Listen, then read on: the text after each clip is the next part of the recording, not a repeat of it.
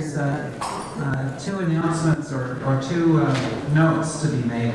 The first is that the session is going to be, we're going to try to attempt to end on time in order to have there be time for poster previews, because the poster preview session is ending early because of the cruise and dinner.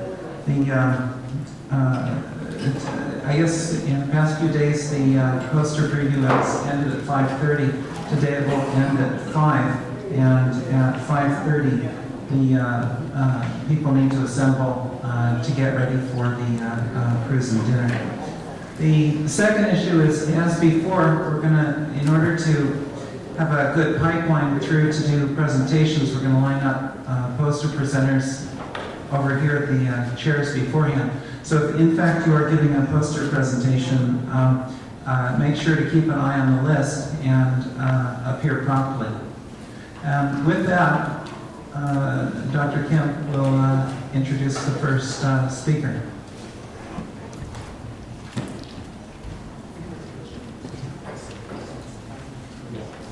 Let me state some logistics. We will keep a time, exact 5 minutes. At the 4 minutes of the talk, yellow light will flash, and you have 1 minute to finish. After 5 minutes, red light will flash. Both of us will come stop you if you exceed 5 minutes. Some way, I don't know how. Instead of introducing each speaker myself, maybe we can save time if each speaker introduce name, institution, maybe within 5 seconds. Then we'll give extra 5 seconds for that. Okay, first speaker is Dr. Dai.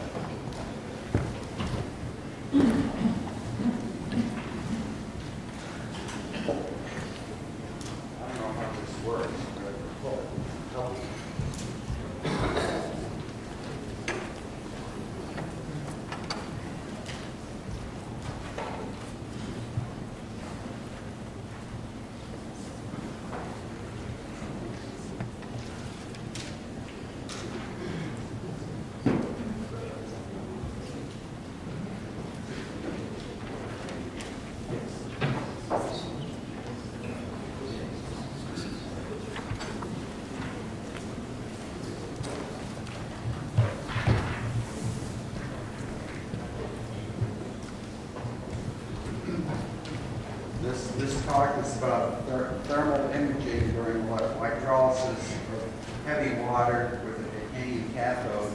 It's the master's degree project of Michael Fleischmann. Asked him to do the presentation. He declined, so you're stuck with me.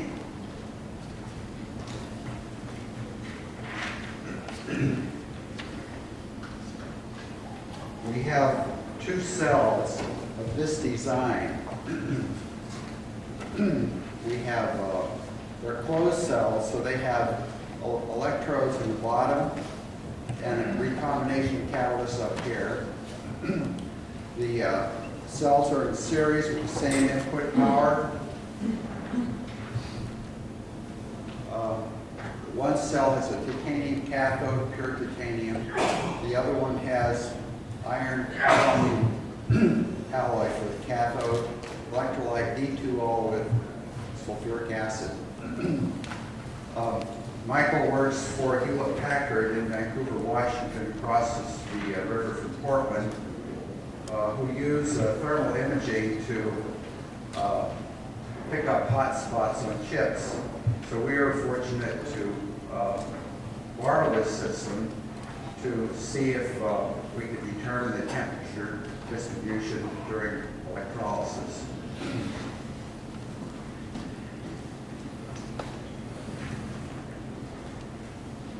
So let's see, I forgot to say one thing. We have 3 temperature probes on each cell. One near the electrodes, one near the catalyst, and one near the cell outside to give us the ambient. So we have this on a videotape, which I'll show a portion of very soon. Anyway, this is the results that we get. The ambient probes follow this temperature down here. Very little change with time. The lower probes give a much higher temperature than the upper probes. So in this experiment, for some reason, the cell, the stainless steel cathode suddenly rose in temperature after 50 minutes. So this rise is comparable to the rise here. So for some reason, we were getting about an extra watt input into this cell right here.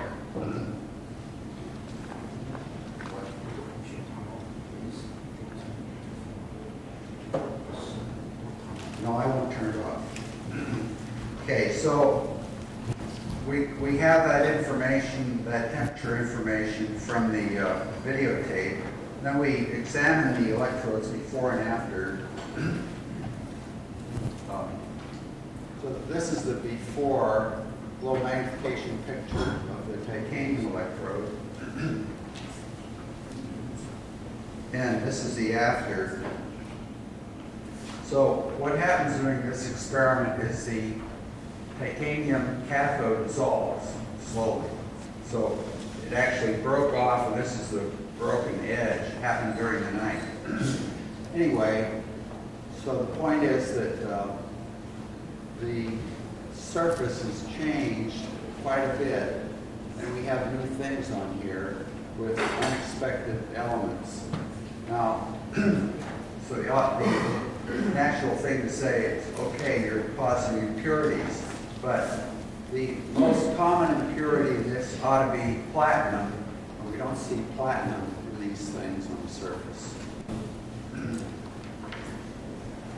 So we also did ICP-MS of titanium.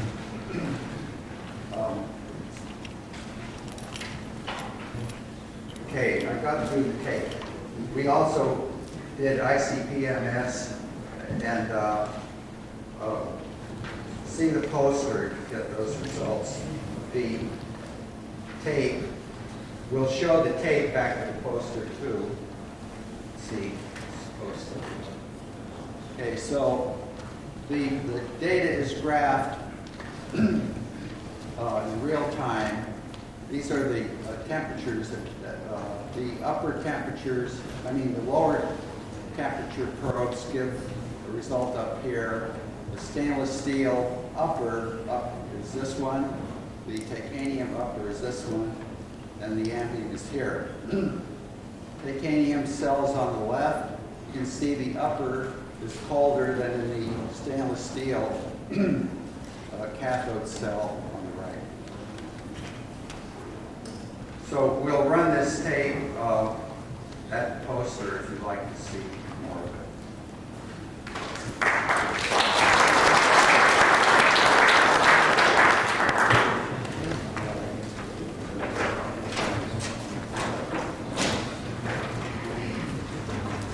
Thank you very much.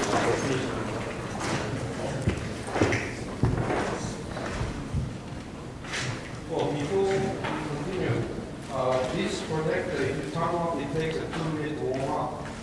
All speakers don't turn off this project. You will cover it.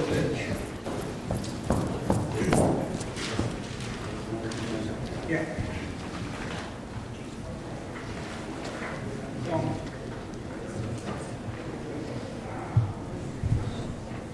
The title of my presentation is the role of alkali ion for dynamic movement of hydrogen isotopes.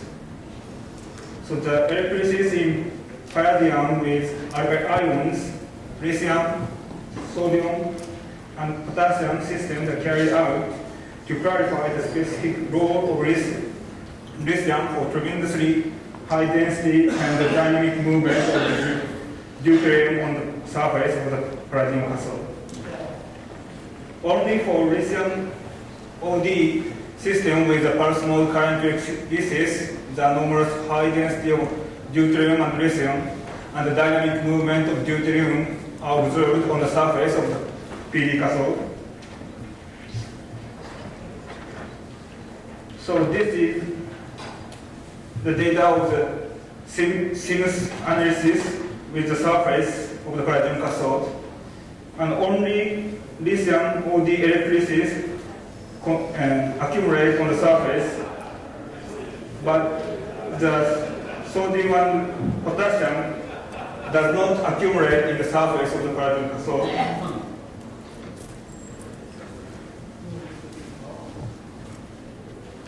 So this difference is attributed to lithium accumulation structure on the palladium surface. Only the pulse mode current electrolysis of PDLIOD system bring about the anomalous phenomenon. And I will show you the lots of data in my poster presentation. Thank you.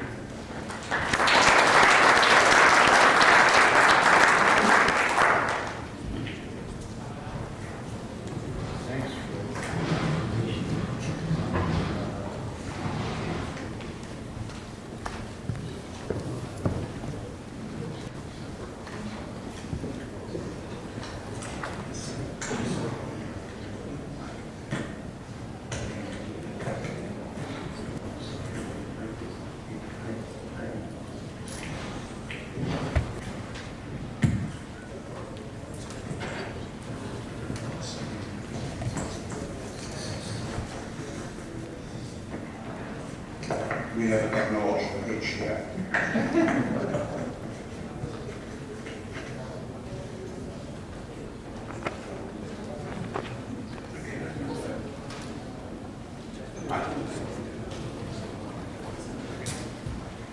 Well, first of all, let me reassure you all, I have not changed my name.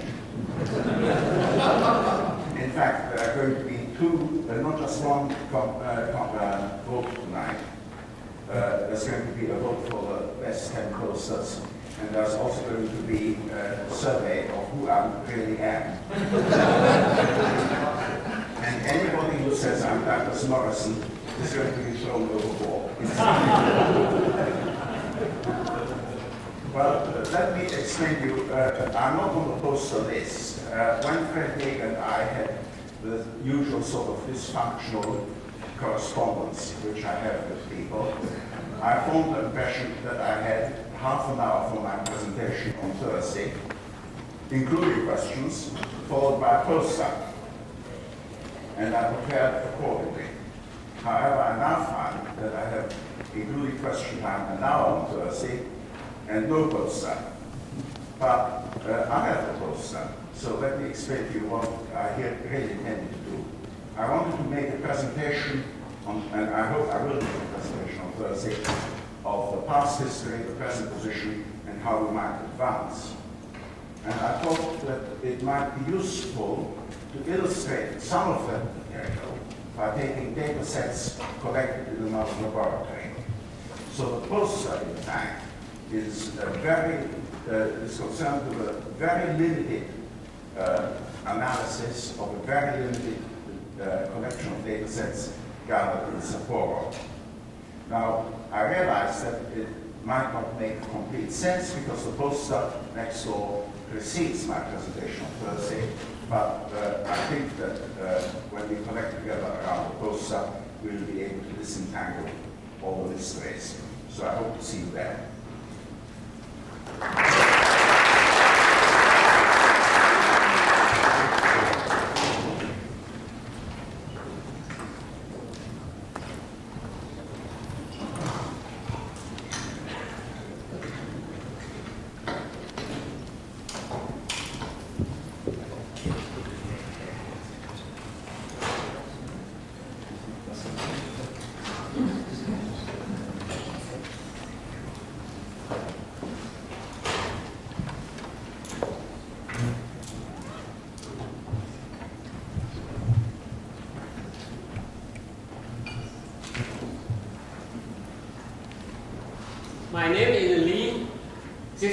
presentation is for Professor Moore.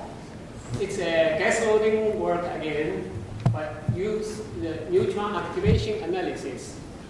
As you know, on Monday, I talked about the excess heat in the gas loading system, but the amount of the heat is too small to be jettised by a non-chemical origin. And on Tuesday, I talked about the nuclear product in gas loading system. We found that rare earth element, helium, and zinc. But we still worry about the contamination. So in order to distinguish whether it's contamination or real zinc from some reaction, so we use the neutron activation analysis to see the isotope shift. Because we have a nuclear reactor near the Great Wall owned by my university.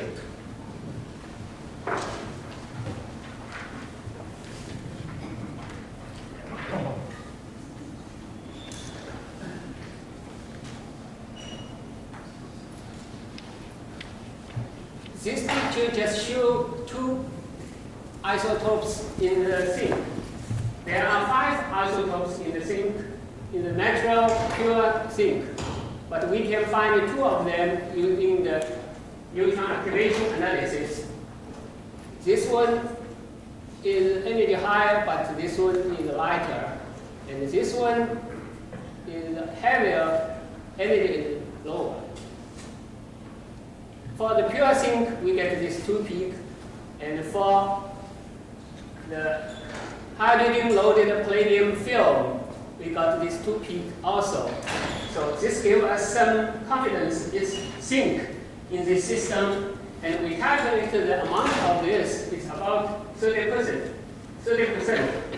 This number is close to the result using chemical method or using the SEM method. So we are sure there are some zinc, then we want to know the isotope shift. This is the neutron flux in this reactor. We put 6 samples in it for 1.5 hours. Then we cool it for 72 hours. Then using the SP germanium gamma ray detector to detect the gamma rays. The first time cool time is too long. Then the statistics is not very good. Then we did it the second time, and we reduced this cooling time. We obtained this result, and we normalized it to this table. For the pure palladium, the original palladium, we didn't see anything. And for the pure zinc, we got these 2 numbers for these 2 peaks. And for the film, we obtained this number. And we calculated the ratio of this peak, the area under this peak. We got this number. This number is less than the pure zinc, the natural zinc.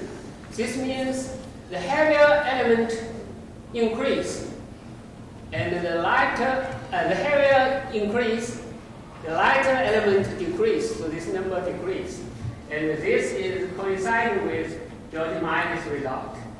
Thank you.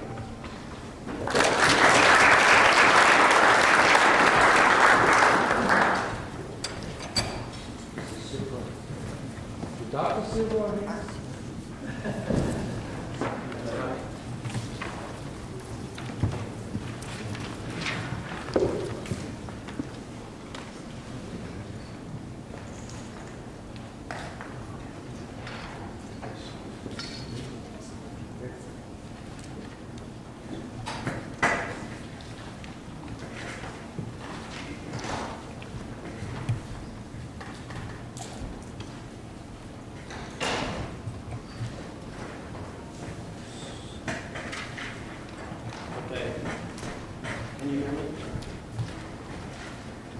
This research is conducted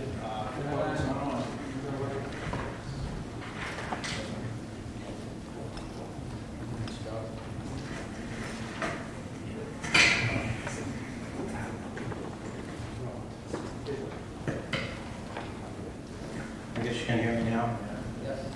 This research is conducted for Portland State University.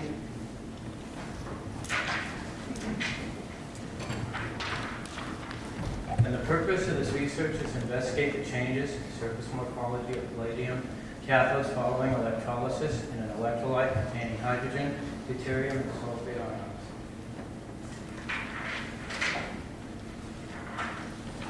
In June 1993, a single pair of cathodes underwent electrolysis in a series for 6 minutes, one in a solution of D2O, 15% sulfuric acid by volume, and the other in H2O and 15% sulfuric acid by volume. A second pair of cathodes was then electrolyzed within the same set of solutions, totaling 1 minute and 45 seconds.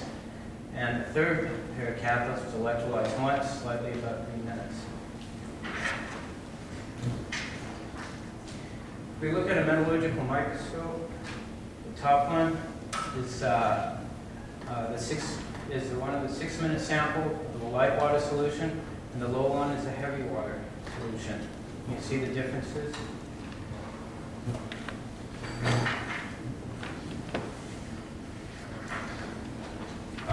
The sample was treated for 1 minute and 45 seconds in a heavy water solution. You can see disparities. These are crystal facets regions, and in a close-up view, this is 3 microns across. These are traces of the 111 planes.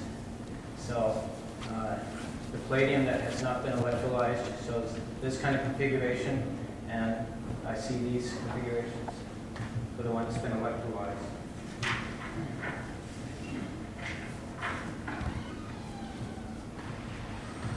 This sample is a 6-minute electrolyzed palladium that's the heavy water.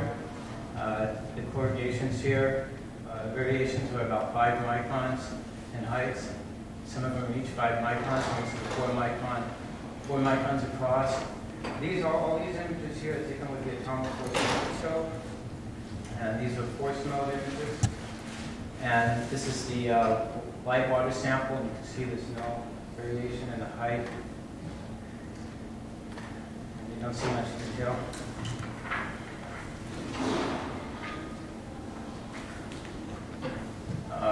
The first procedure that I've shown you was the atomic force microscope images, and another procedure here is a secondary, the SIMS results. And here, the palladium sample is bombarded by a beam of 1.4 millimeter by 1 millimeter at a rate of removal of 1 angstrom per second. Now, if you look up the relative abundance and weights of naturally occurring isotopes, in particular, take note of the 106 and the 108 isotopes, the 6 natural ones.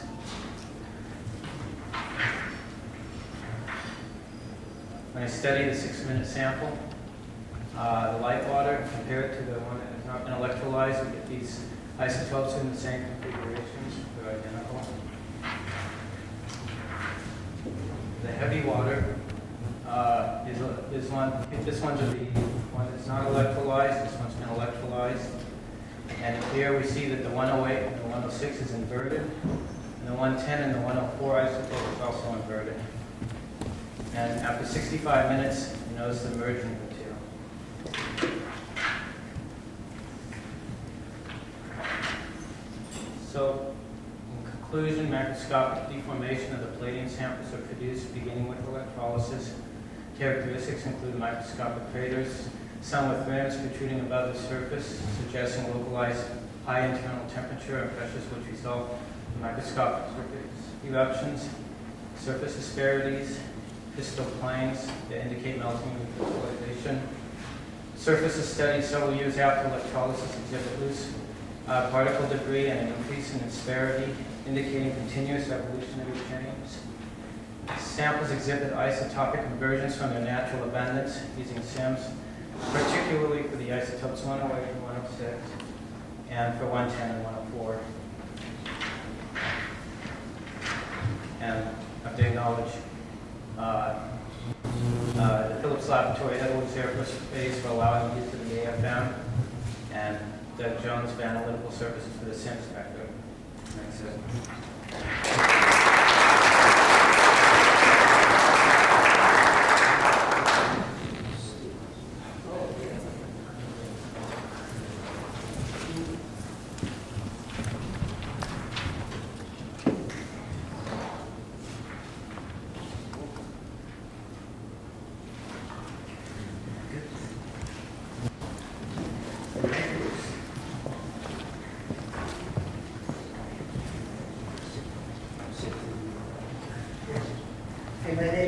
Dr. Biberian, and I'm here to talk about the results we have obtained at the university micro level. This is a joint program with the French Atomic Energy Commission. Before starting, I'd like to say to Fred Jaeger that I don't agree at all with what he said, his introductory remark, saying that people were making sacrifices to come here. I don't have this feeling. And Tom Jones said there is no sacrifice. So I think he's wrong. Anyway, I think people are coming here because they have great pleasure. So we are, in this poster session, we have two types of experiments we're talking about. One is a Fleischmann and Bones type experiment to do calorimetry at low temperature and boiling experiments. Also, we deal with the result we obtained with sulfuric and lithium sulfate that are different of the one we obtained with lithium hydroxide. With Patterson, unfortunately, we don't have the data for transmutation, but the transmutation was ready before. We are 1 week, the conference were organized 1 week too soon, but we have the XSC that we talk about. For the Patterson cell, we're using a system that's like this. Those people familiar with the system know about it already. I don't know if you can see that. Not more than that. I'll show you more in detail. We have beads that are similar to the one of Dr. Patterson, but slightly different. We have made them ourselves in France, but very same structure. And we show excess heat. We ran the experiment for 90 days, and the data are shown here, but I'll show you more detail on the poster because I need 5 minutes. I don't know if they want to give me the 2 minutes I didn't use Monday, but maybe they will. I invested 2 minutes, maybe on Wall Street to get more. This is the rate, the excess heat versus input power.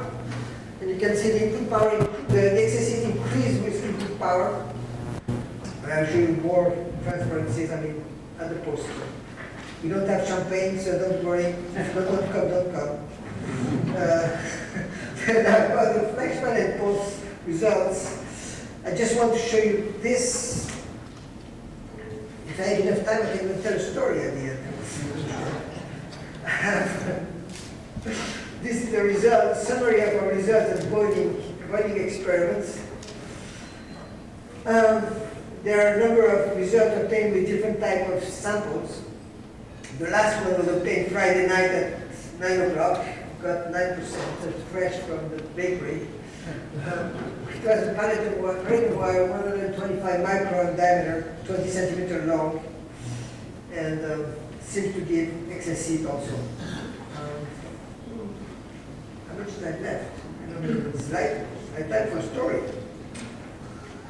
When you know about when God created countries, He created all the countries and then created France, and all the other countries were so jealous because the country was so great, so He decided to create a Frenchman. So it's in the end, everybody is happy.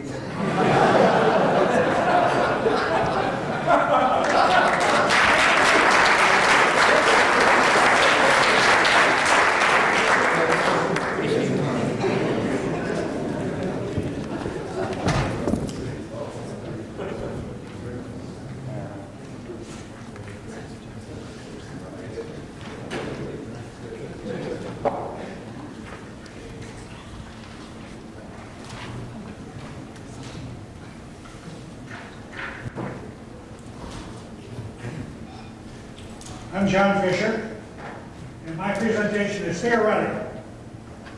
The problem is to understand these new class of nuclear reactions that have been discovered by Fleischmann and Pons.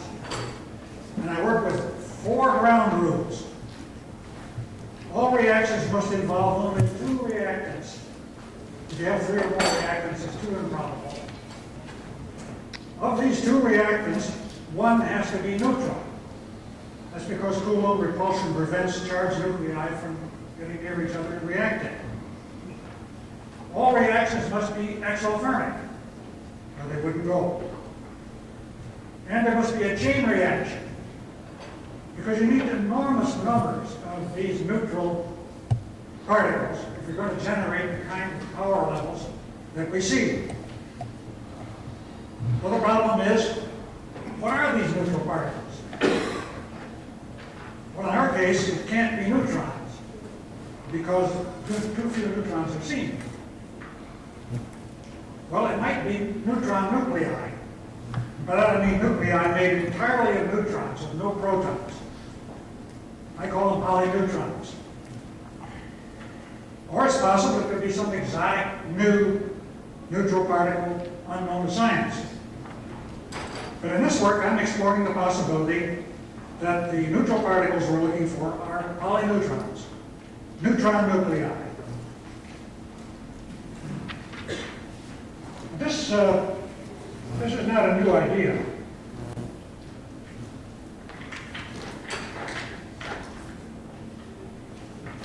Somebody glued those together.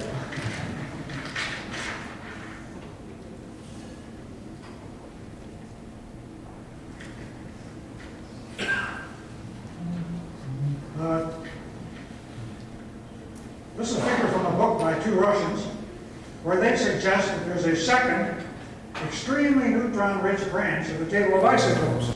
This is the regular branch we're all familiar with. That's charge, that's number of neutrons.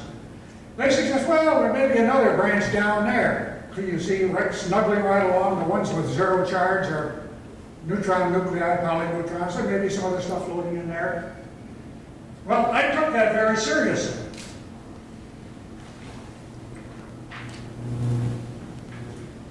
And tried to make it quantitative.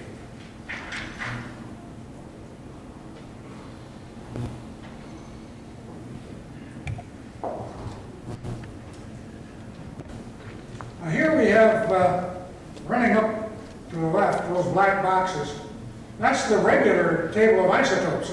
On this scale, it goes on up and up, and you got out to 238. Uranium is up above the roof of this building. Because we're looking at stuff that's very far down, close to the zero charge axis.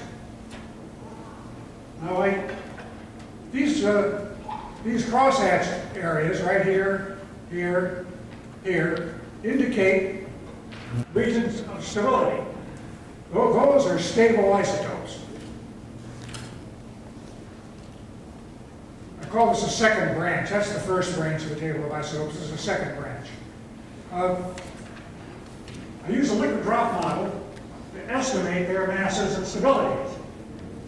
Now, I want to point out that take this bunch here, out around a mass of 200 AMU. You go over here and check their charge. The charge is 6. Those are carbon isotopes. A bunch of carbon isotopes with masses around 200. Now, those are the things that Professor Ariani looked for and may have found.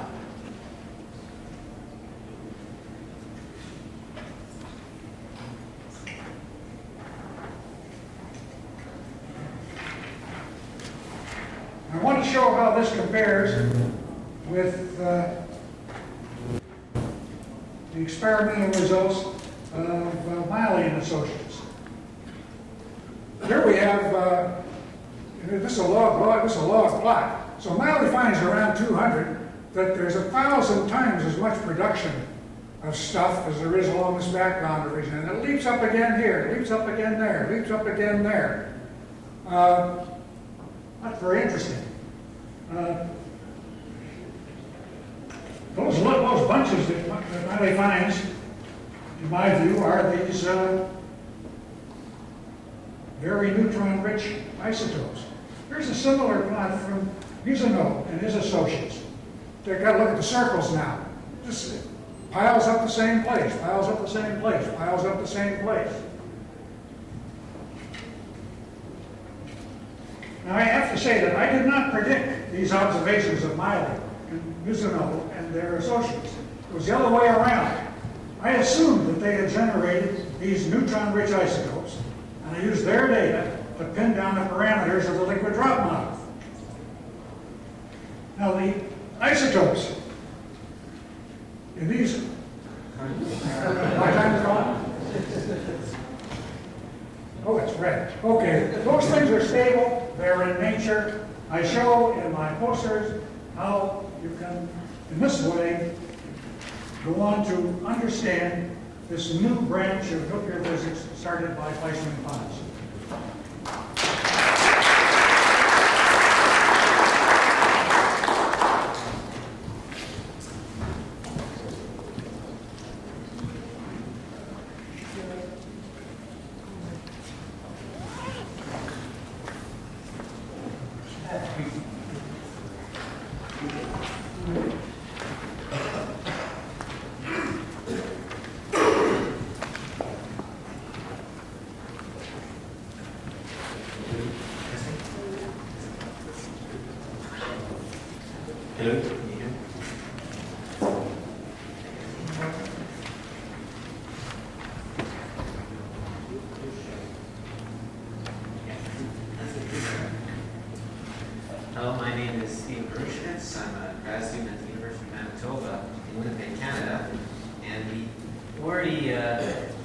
title of my abstract you have in your books there has been reduced in my poster and my manuscript to simply particles, primes, and cold fusion.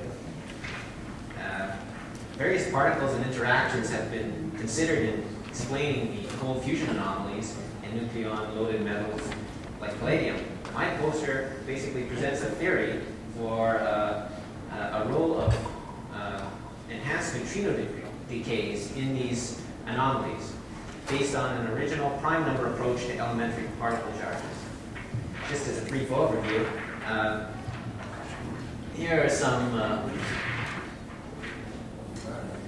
this is a busy chart, but I won't get, you can see it in my poster. Basically, this summarizes the elementary particles that people know about. Here are the three families of fermions, spin 1/2 particles, 8 boson particles that are involved in field interactions, like the weak interaction from the W and Z. Just call your attention to these 3 neutrinos at the bottom here, electron, muon, and tau neutrinos, and also these up and down quarks, which make up protons and neutrons. Basically, I simplify all those numbers, including color and electric charges, with these 8 prime numbers, 2, 3, 5, 11, 149, 863, 1831, and 178441. I summarize all those charges, including mass and gravitational charge, with 5 sets of those 8 in 6 groups, where each group basically has only one cofactor. You'll see what I mean by that in a bit.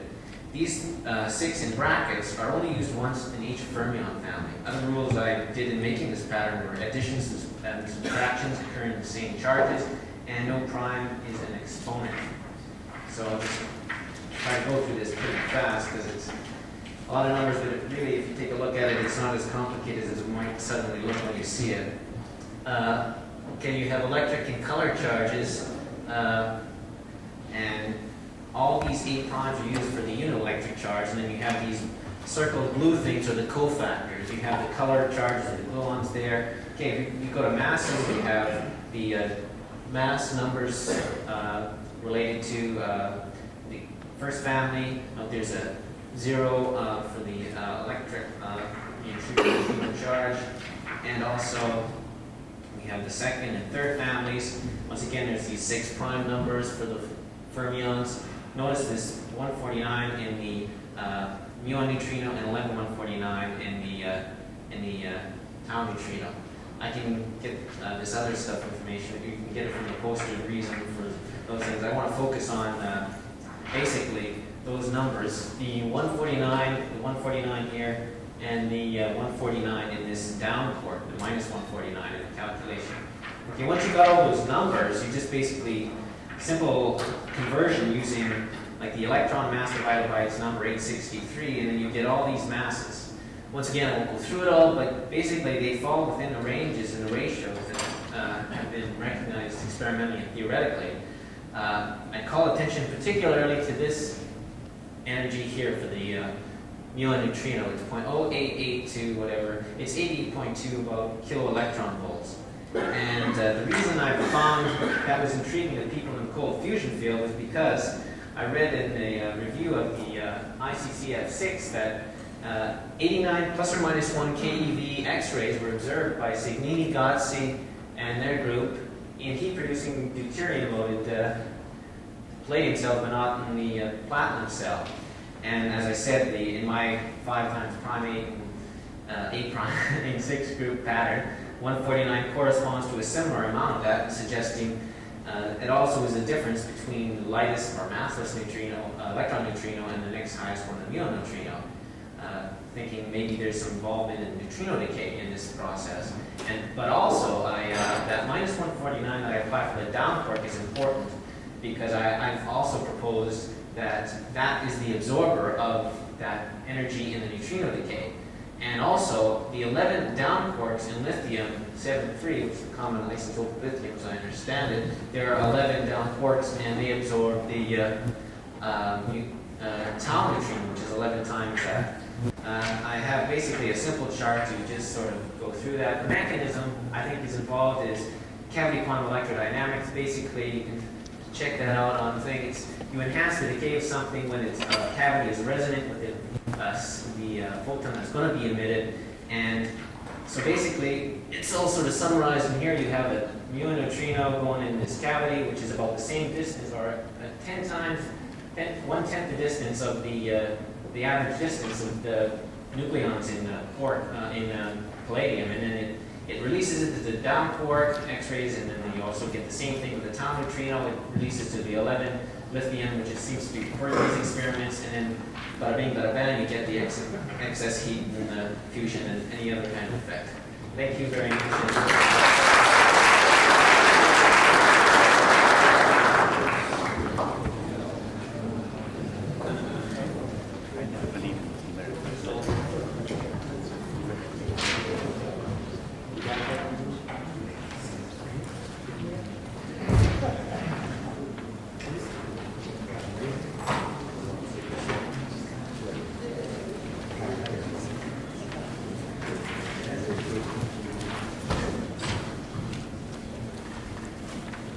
This is another theory talk, continuation of the work that Scott Shutt has been reporting on.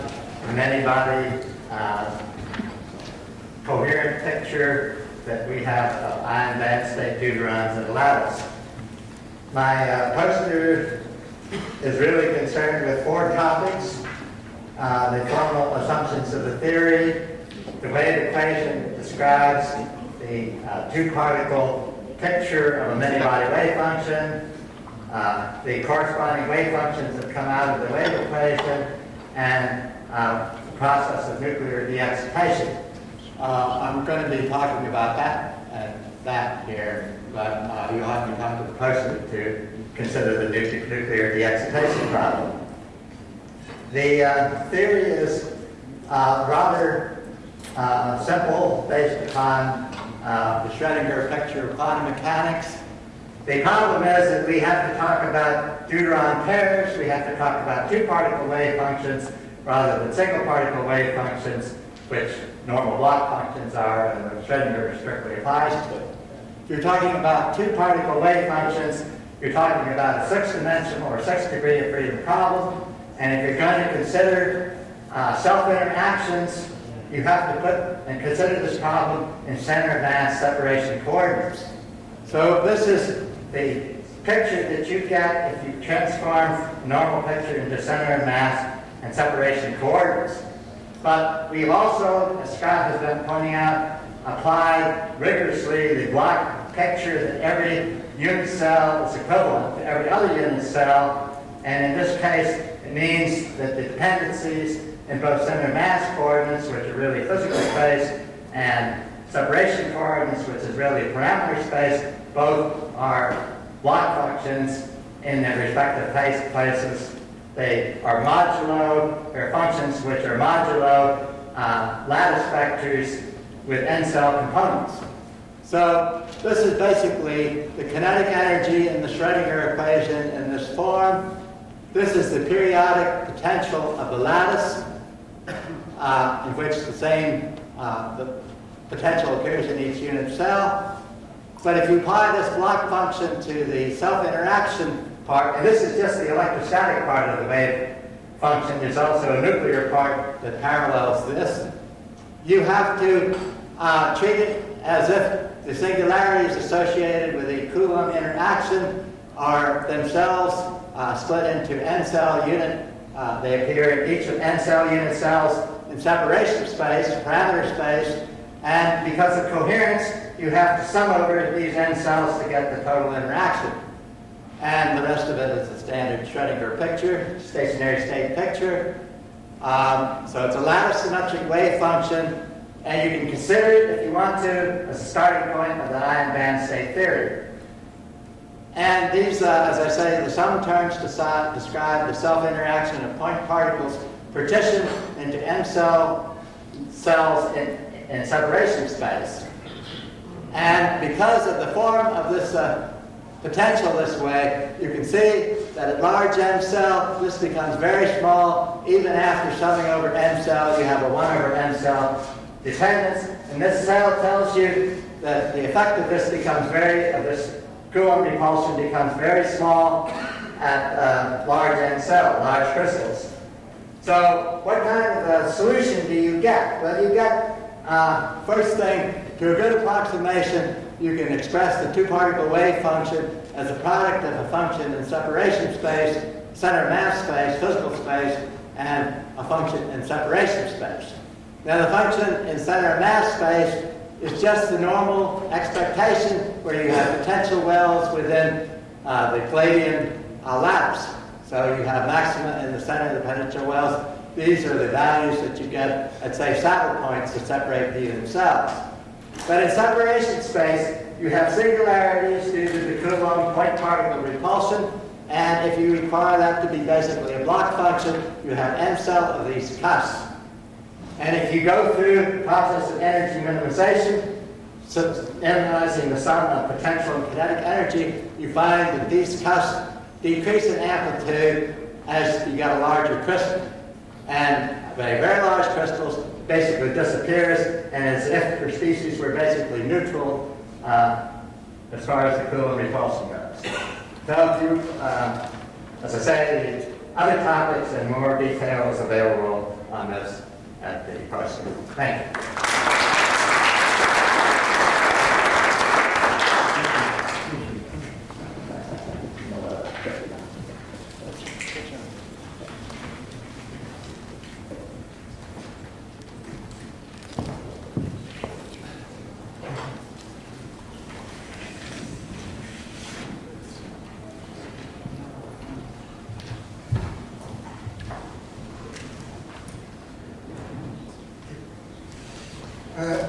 I'm Matsumoto from Hokkaido University. Ladies and gentlemen, I talk about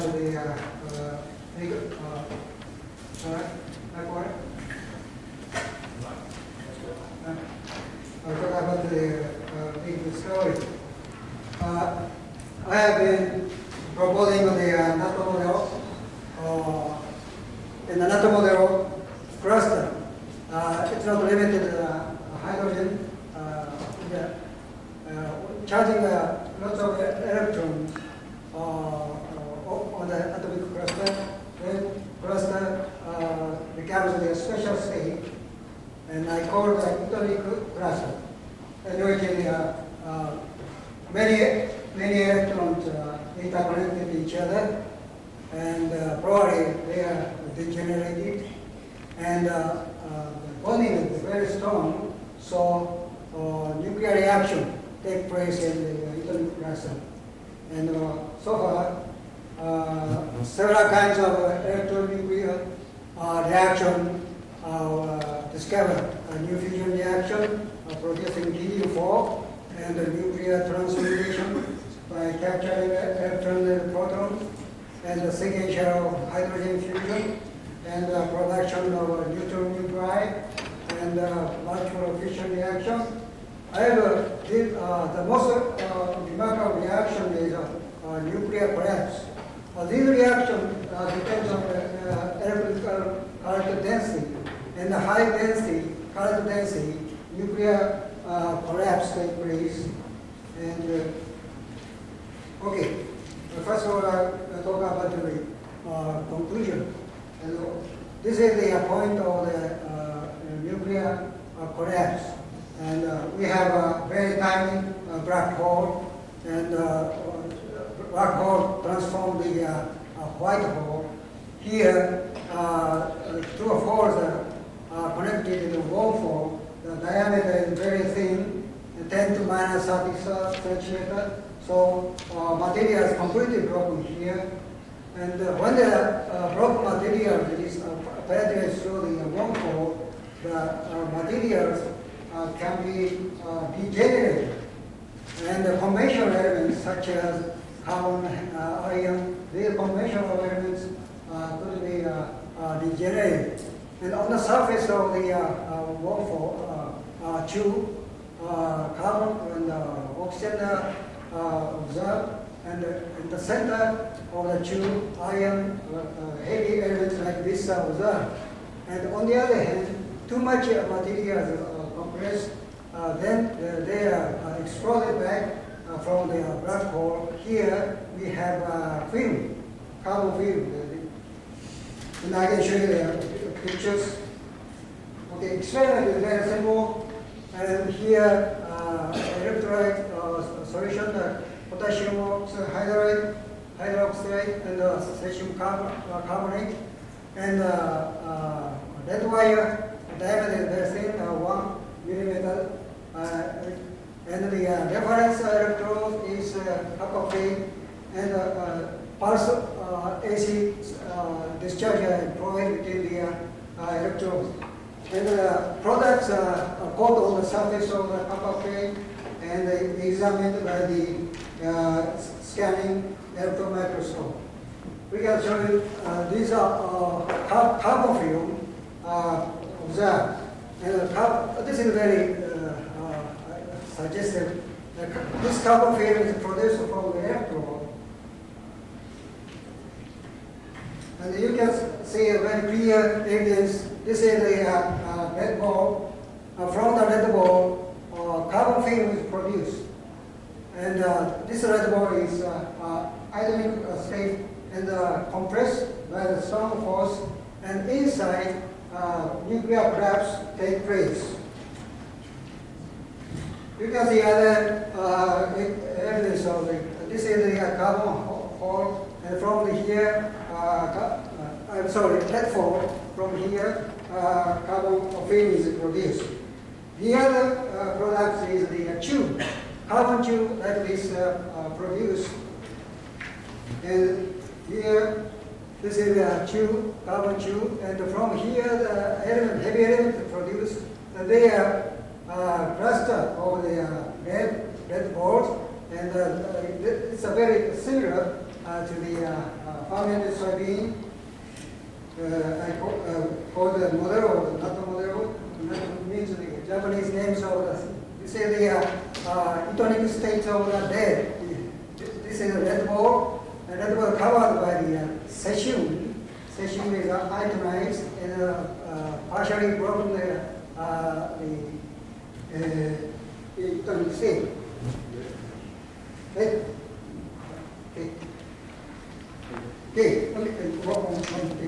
When the data is completely set out, these are very curious levels. You can show on the board. You can enjoy the very various kinds of the pictures.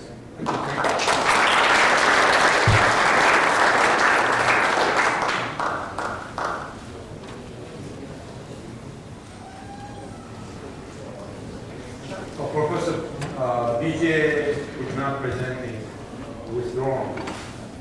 So you're the next.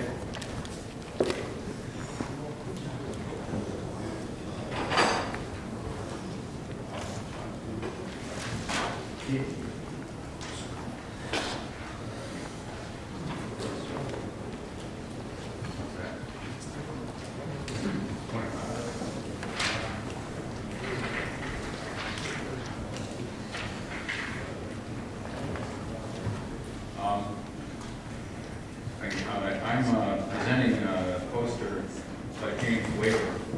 I'm not really an expert on what he's presented. I actually sort of think he's a leader. He's really in a preliminary stage of development, I would say, of the theory, where he's trying to draw together the work of Hale, R matrix type approach. Hale spoke at ICCF-7 regarding this R matrix type approach, and he's trying to draw together this R matrix approach in a way of unifying the band state type pictures that we have described with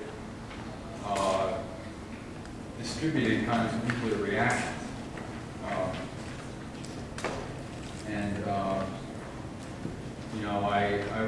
I'm not going to try to do justice to this theory because, as I say, I don't really understand it completely.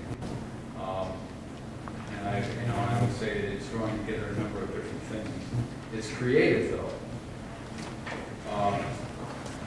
In particular, the band state type of picture is one in which one talks about, in the asymptotic limit that Talbot described a moment ago, one talks about an electronic band state type contribution, and there was he had a function G sitting out here, which asymptotically goes to unity for large solids.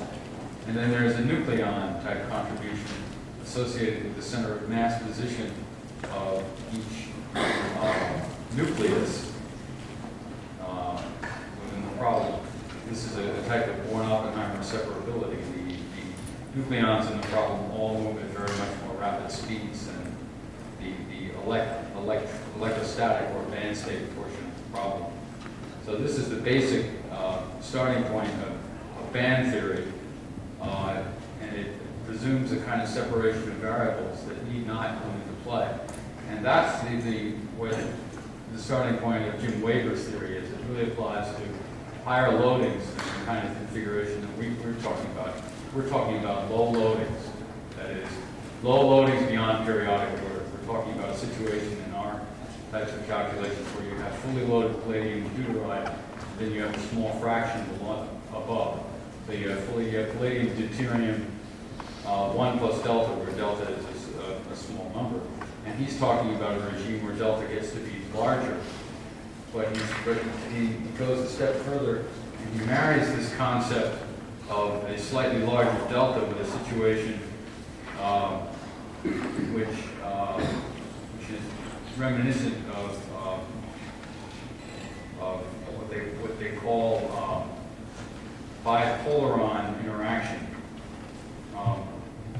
So what happens is the electrons, as you get a slightly larger delta, in terms of this kind of configuration, you start getting interaction of these ion band states with electrons that are in the problem. And in a creative way, what he has done is he has recognized that that kind of problem can be mapped onto a problem that people have become involved with in the study of high temperature superconductivity. The point being that deuterons are bosons, and the electron interacting with a boson is similar to the kinds of studies, the kinds of problems that people have talked about in high temperature superconductivity.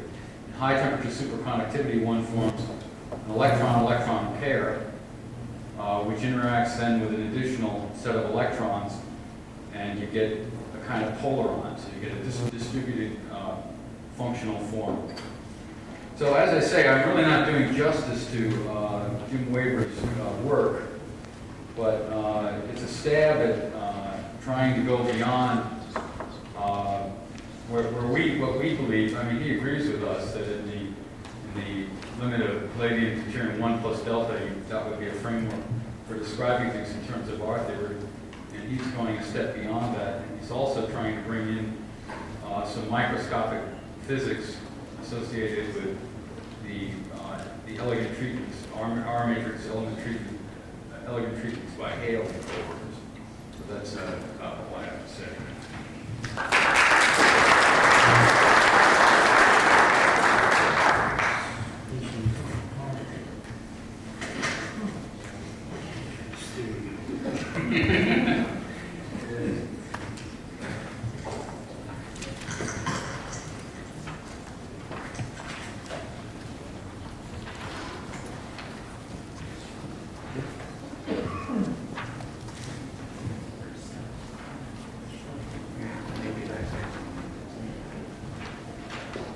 Hello, everybody.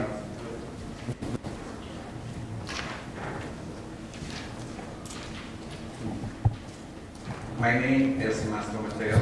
I work in a different field of this, and my name in English may be Master Matthew, if you like. And I work in a semiconductor industry, and I participate in different field conferences. Anyway, there is a very thin linking between microelectronics and cold diffusion, maybe, we hope. My study was about a very small cell that I have with me, because we have very few cases that you can bring the cell with you. This is the cell. I will show you later. Okay. is opaque, so you cannot see it. But you can see it later with naked eyes. So I will try to explain what I try to do with these experiments. You know that in microelectronics we are using very thin films, and usually some film is very rich of hydrogen. And we experienced in the past that this hydrogen can move very fastly, and it is really noxious for the reliability of the components. So I tried to make some experiment just to trap this hydrogen into suitable layers, just to have some production of energy. I followed the scheme of, let's say, Piantelli configuration, but this is the layout of the cell. This is the top view. The area is very small. You can see there. The nickel layer is a serpentine or a snake, as you like. And you can check during the experiments the resistivity on three branches of the resistor. Just under the resistor we have a heater. It's a polysilicon heater, so you can have very close control of the temperature of the heater. And in the left side you can see just a captured part of a reference nickel resistor, just to help in the same experiment the real activable cell and the reference one. This, only in this case, maybe that this is the only case you can have the blank experiment with the real experiment together. This is the cross-section of the cell showing the material that I used in most. Okay, yeah. Bad. We lose some indication of the layers anyway. And the pink or red layer is the heater, as a polysilicon heavily doped layer. In between the heater and the nickel, we have a hydrogen-rich layer. The thickness is about 2 microns. This layer is not stoichiometric, it's a silicon nitride, as you can see, as it's silicon nitride. Okay. We have a lot of free bonds of CH and NH that you can break with the temperature, and you can drive the free hydrogen into the nickel layer. Underneath the cell we have silicon dioxide layer. This layer has got few mistakes in its design, because it's not optimized to have heating extraction. But you can see only heat production. This is the biasing, the electrical configuration of the active cell. But just in the right side we can have the monitoring of reference nickel layer. When the temperature overcomes 400 degrees, we have hydrogen release from the solid source. Okay, I will not annoy you more about these funny things, but I will show you one of the pictures that I get after experiments. 100% of the experiments had some strange heating hotspot production, and I took photos of the most significant. You are welcome to my poster site just to discuss more.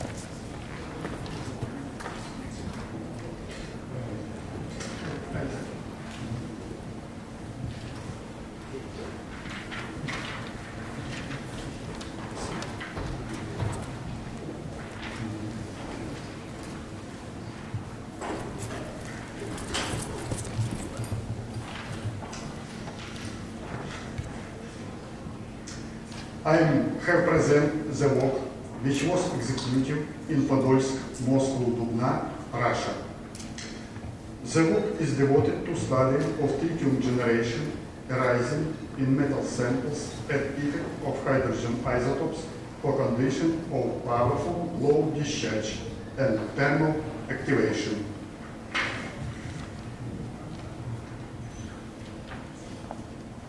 Schema installation for low discharge.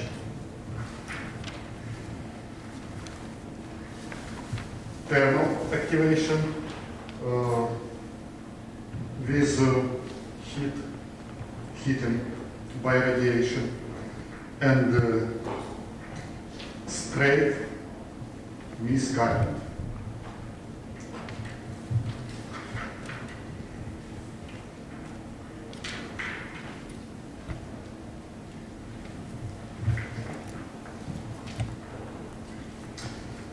Earlier, this was shown by us that the ratio of generation rate has for neutron tritium order -9, -7, charge patch to tritium -7, -6, gamma ray to tritium order -6, -3.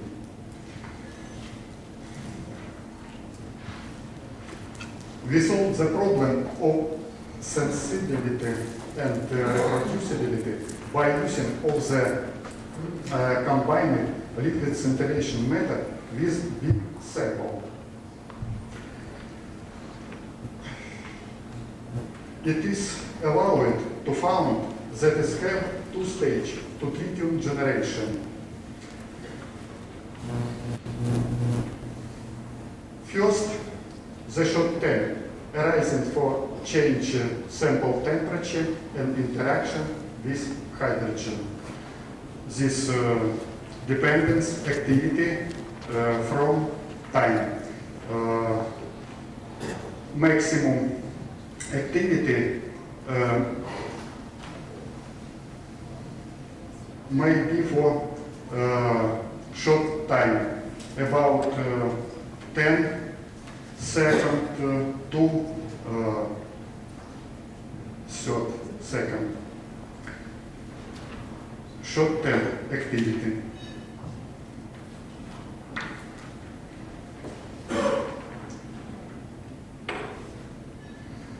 You see long-term activity, 2-point short-term activity, long-term activity.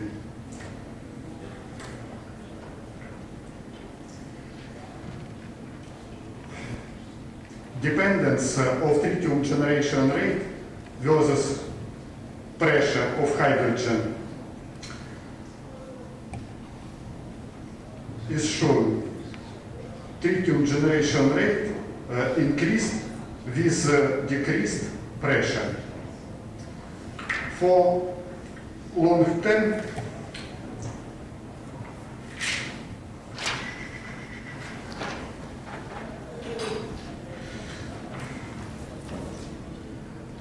long-term activity, tritium generation rate increased for increased pressure hydrogen.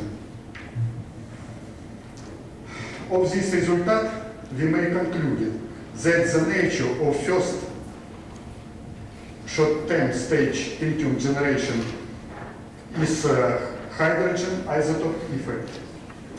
The second long-term stage of tritium generation rate can be reason of the nuclear reaction. All our last research may see that for big nuclear reaction rate, it is need to have the higher temperature of sample and higher pressure of hydrogen. It demands is opposite, and we develop new method with rotation sample forget our difficulties.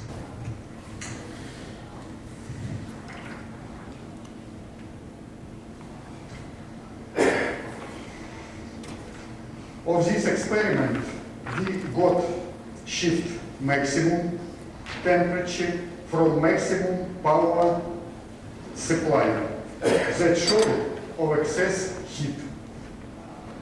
Thank you very much for attention.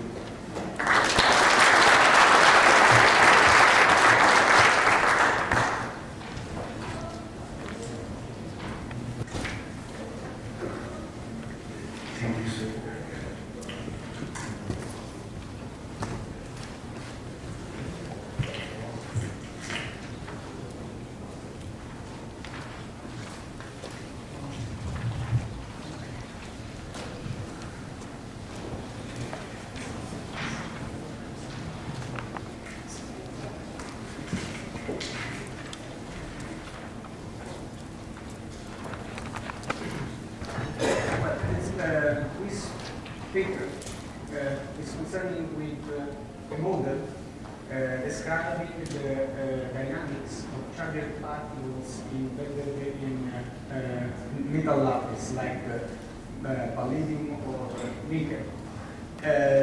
This study takes advantage of a similarity between the radio frequency tracks and the lattice region staying around the tetrahedral sides. What we have to observe is that there are many papers in literature about the formation of coherent oscillations of the electrons, I mean plasmons, at the interface between electrolytes and metals, or at the interface between gas and metals during glow discharge, or at the interface, for instance, between the metals and the electric. And it seems to me a very strange point, because could be a common denominator of all the, of many of the results we have observed during this conference. Well, this collective behavior practically creates in lattice a region staying very well close to its axis, as reported in the literature about several hundred lattice plates, an electric field, a very strong electromagnetic field, that can modify the average distance between the particles in the lattice. So, let me see the structure of the palladium lattice cell. We have the 101 plane, and this is the 101 bar plane, and the tetrahedral sides belongs to the intersection of these planes. When a high loading ratio for thermodynamical reasons, as well stated by Professor Oriani in this Maui conference paper, the neutrons or protons are allowed to go to the tetrahedral sides. They enter in a particular lattice region. So this is a simplified sketch. As you can see, these are the planes I mentioned before. Here the big circles are the palladium atoms, or nickel 1, the stellar seams, and these are tetrahedral sides. To simplify the sketch, we can consider the projection in the slides plane of this system, obtaining here the palladium atoms, and here is the line containing the tetrahedral sides. So when we have oscillation, the coherent oscillation of the electrons close to the Fermi level, because of the charge separation, we create an oscillating electric fields across the planes. Such a situation leads to sinusoidal varying forces that are proportional to the distance from the central region of the system. And we can assume that protons or neutrons are ions inside the lattice because of the higher electronegativity of the palladium or nickel atoms compared with the protons or neutrons 1.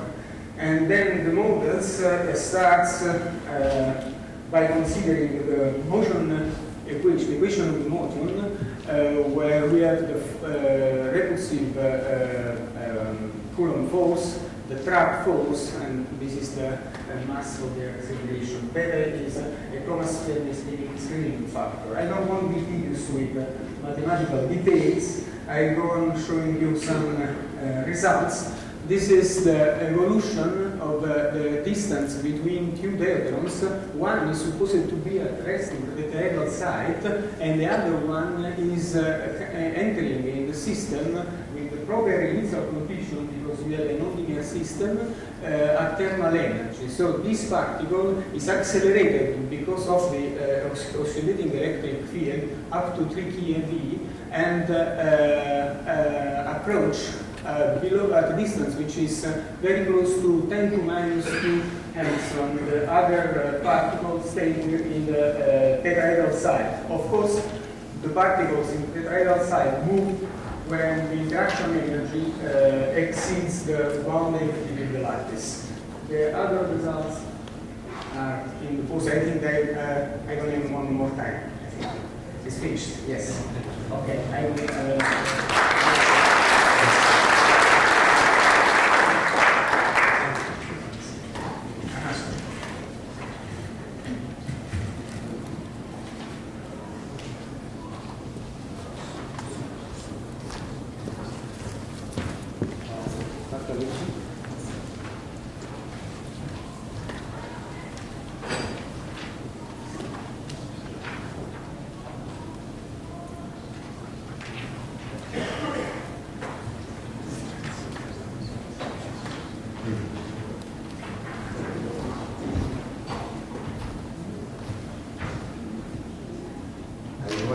Present results of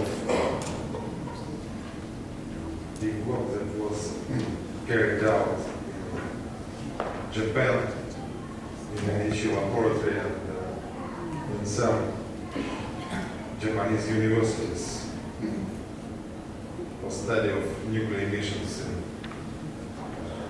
gold, palladium, oxide, heterostructure induced by exothermic deuterium desorption. The nuclear processes in this case we discovered 6 years ago, and the work in Japan was to confirm these results and to study some new peculiarities. In this work, we used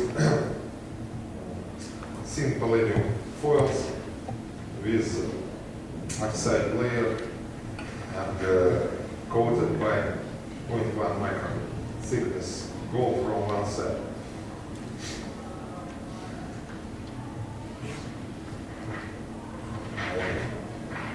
Unfortunately, I have no time, so objectives were to confirm the existence of DD reaction in this sample. To this purpose, to study neutron emission, to study charged particles emission, and to test possibility of nuclear reaction multi-body type. We use in this work neutron detection system. Underground laboratory of Hagelstein University consists of two independent NE2 and 3 detectors, high gain and low gain, with electronic system with pulse shape discrimination, charged particles emissions were measured in NHE vacuum facility. And simultaneously we can measure X-ray emission, gamma emission, and all other. And in Osaka University in laboratory of Professor Takahashi in his low background vacuum system. Some results for neutron. We have for both low gain and high gain system the peak near 2.5 MeV.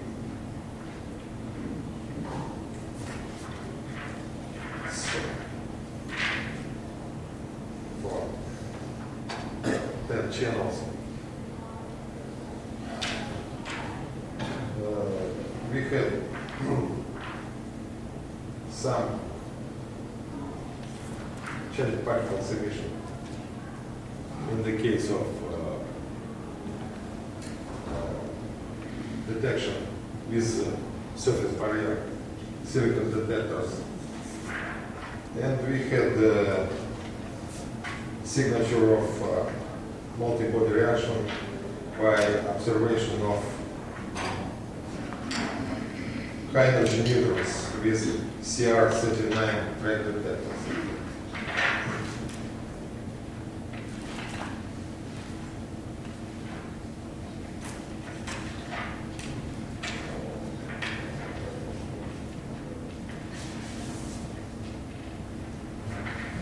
So, in conclusions, we think that we obtained the proofs of existence of low-level lattice-induced nuclear reaction in this heterostructure. The level of reaction rate for neutrons in -3, 6 and -3 for protons near the 4 and -3. The mean rate of DD reaction in our experiment 5 multiplied 10 to -24 per DD pair per second. And of course this level of DD reaction makes it impossible to produce excess energy in solids by diffusion. And we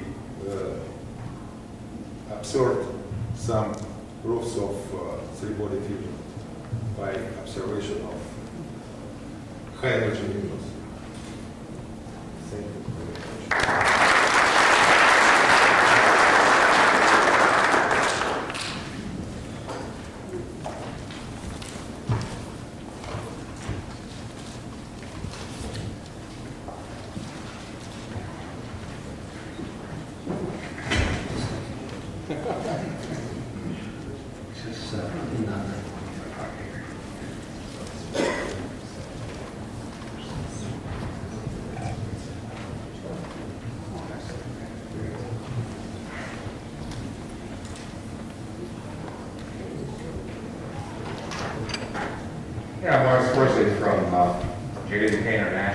outside Washington, D.C. And I'm reporting on analyzing nuclear ash from the electrocathode reduction of radioactivity in uranium and thorium. I'm working with a proprietary system, so I'm actually unable to disclose to you how the system works. But several of you have asked me if this is related to the Cincinnati group, and it is not. But the major reason for making the presentation today is that not only given a great deal of thought to what is necessary to do this type of work rigorously, we've actually carried it out so we know what kind of errors and things we can expect here. In particular, the hypothesis was that in fact there could be electrocathode reduction of radioactivity. We picked uranium and thorium as a model system. It's not terribly dangerous. And the plan was to identify the nuclear ash resulting from that radioactive reduction. Our diagnostics broke into three areas: trace element, radiation monitoring, and calorimetry.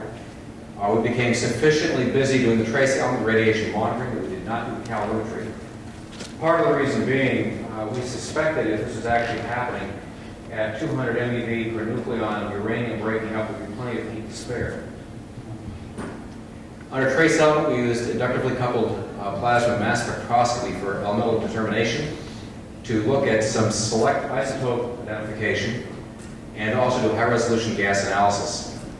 We also did neutron activation to confirm this, but one of the problems is, I'll get into it later here, is we've got uranium in here. So if we do neutron activation, we're going to fission uranium and confuse the spectrum immensely. We also made use of EDAX to do surface monitoring. In terms of radiation monitoring, after the fact, we did alpha and beta and gamma, both before and after. We did some real-time gamma monitoring, and because of the, if you will, the environmental considerations, the chamber itself presents us an opportunity to detect N-gamma reactions. So we've got lots of water, we've got a polycarbonate shell, we've got U-235 in there, so almost any neutron of any energy is likely to interact with something, either cause fission within the U-235 or cause an N-gamma reaction if they're present. And as I say, we did not do the calorimetry. In the course of this experiment, we learned that there were several diagnostic limitations. In particular, with the gamma measurements, as many of you are aware, you're dealing with basically two non-gamma emitters, U-238 and thorium-232. These will decay into their respective daughters, practinium and actinium, which you can detect. But these rapidly go out of equilibrium in these chemical systems. So what you're tracking and what you're interested in aren't the same. In terms of real time, when we're running the cell, you like to run the cell for, say, a day or a week, and look at it every hour. The problem is, again, the counting statistics are very poor when you're taking 1 hour snapshots. With regards to EDAX, you're focusing with an electron microscope on a very small area, and you've got low sensitivity. That can also be a benefit, though, if you've got a great deal of possible transmutation going on or contamination coming in. For you to be able to see it by EDAX, it's going to be in the parts per thousand. The neutron activation, first of all, not all isotopes are activated, but more of a problem for us is the confusion from the fission byproducts of fissioning the uranium U-238 and U-235. Monitoring alpha and betas isn't useful. They don't get out of the experimental apparatus. We have to do it after the fact, in vacuum. And even with ICP-MS, that a number of people are very fond of, we ran into some specific problems. In particular, we can't separate zinc-64 and nickel-64. There are not machines available that have the resolving power. You need approximately 54,000 times to do that, and we, at best, are about 12,000 of the instruments we're using. We had another interference between zinc-67 and doubly charged barium-134. Can't distinguish between those. And then finally, we have a problem between calcium-40 and the argon-40 gas that we're using as a carrier in the mass spec. The result of this data that I'll show in my poster section is that without the calorimetry, we don't really know what the energy balance was, but we suspect that we have an enormous problem with binding energy. There should have been a great deal there that we didn't find. Again, we have a lot of problems with counting statistics. We know that we have problems with uniformity of the bed to work with, which makes it very difficult to to destructively destroy parts of the bed and use them to characterize the part that's active. We saw no reduction in the real-time analysis where we watched the gamma with a closed cell system. And again, we have a neutron surplus in the system. Our conclusion is we have inconclusive results. We do have some promising data, which I'll share with you. I'll just briefly throw up 2 slides right here. Prior to catalysis, this is an EDAX. You see uranium, the thorium peaks, a little bit of copper and sulfur. After catalysis, we see we've got magnesium peaks, aluminum, silicon, sulfur, chromium, iron, nickel, possibly osmium, which is most likely a misidentified copper peak, and some platinum. And I'd be happy to review any of this with you when you come to my poster. Thank you.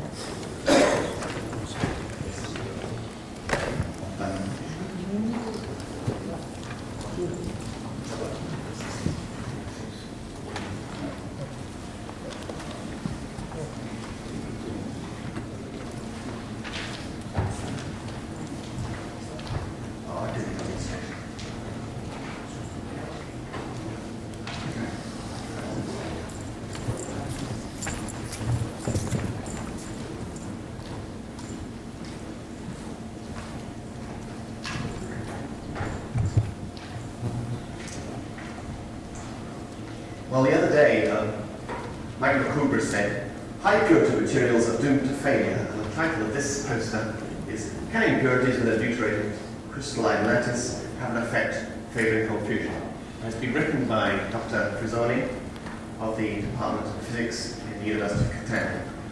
And he's asked me to read out on his behalf a summary of the poster. This paper deals with the influence that different concentrations of impurities in the crystal lattice can have on the phenomenon of catalyzed deuteron fusion. The numerical calculation has been carried out for palladium, platinum, and nickel at fixed lattice temperatures, varying the level of impurity between 0.28% and 0.72%, and shows the increasing level of impurity increases the probability of penetrating the Coulomb barrier. This result can be interpreted considering the trend of the potential, which describes the effective interaction between deuterons within a metal. In fact, it shows that in the presence of impurities, the coupling of plasmons to deuterons is able not only to reduce the thickness, but also the height of Coulomb barrier K in various types of deuterated crystalline lattices. In the case of a metal with impurities of 0.28%, which is this case here, the barrier is quite high. To cross it, therefore, will require a total energy greater than the potential itself, as shown in this figure.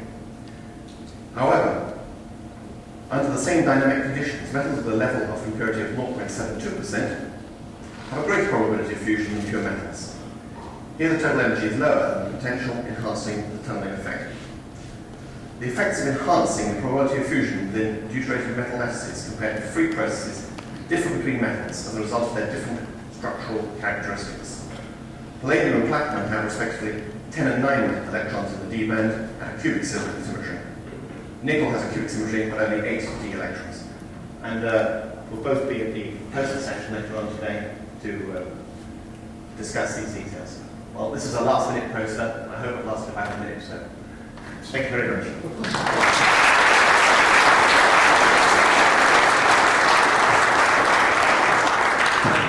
Spend only 2.5 minutes. That's very clear. I think that concludes this session. Thank you, everyone, and especially for the speakers.